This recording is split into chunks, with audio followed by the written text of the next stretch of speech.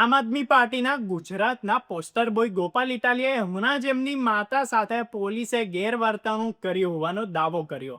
જોકે દાવાનો કોઈ પુરાવો તો નથી, પણ આખી મેટર શું છે અને એમાં ગોપાલ ઇટાલિયા પોતે જ કઈ રીતે વિલન દેખાઈ રહ્યા છે એ જોઈએ.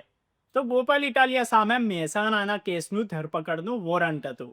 કોર્ટના નિયમ પ્રમાણે પોલીસે ધરપકડનું વોરંટ બજાવવા માટે આરોપીના ઘરે જવાનું હોય છે અને રૂબરૂ ગયા હોવાની સાબિતી માટે ઘરનો ફોટો પાડીને પોર્ટલ પર અપલોડ કરવાનું હોય છે. કહેવાય રહ્યું છે એ પ્રમાણે પોલીસ ગોપાલ ઇટાલિયાના ઘરે ગઈ. એમની માતાને પૂછ્યું કે ગોપાલભાઈ ક્યાં છે.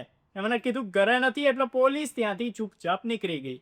એની પછી ગોપાલ ઇટાલિયાએ જાત જાતના આક્ષેપો મૂક્યા કે ભાઈ પોલીસ એમના ઘરે જઈને એમની મમ્મીને એમના ધમકાવવાનો પ્રયત્ન કર્યો. પોલીસ એમની મમ્મી જોડે ગેરવર્તન કર્યું. હવે ગોપાલ ઇટાલિયા પોતાના વકીલ કે છે, તો શું એમના વોરંટના લગતા નિયમો નથી ખબર? હવે ગોપાલ ઇટાલિયા અગાઉ પણ અનેક મુદ્દે આક્ષેપો કરીને ખોટા પડી ચૂક્યા છે.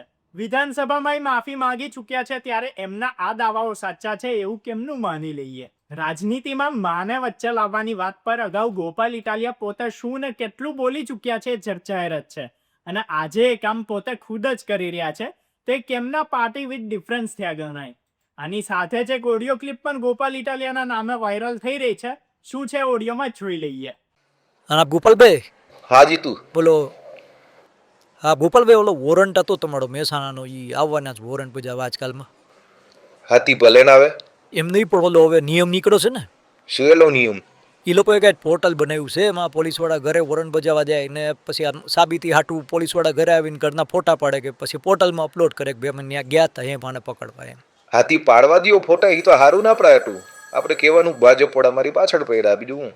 પણ તમે ઘરે નહીં હો ને. હા પણ માજી તો મળશે ને. આપણે કેવા થાય ને કે મારી માને હેરાન કરે છે આ લોકો. એમ નહીં, એ તો મૂક ને ભાઈ, હું સમજી ગયો. એમાં કઈ ફાટી ન પડવાનું હોય. એ પોલીસ વાળાને આવવા દ્યો, બાકી હું જોઈ લઈશ પછી.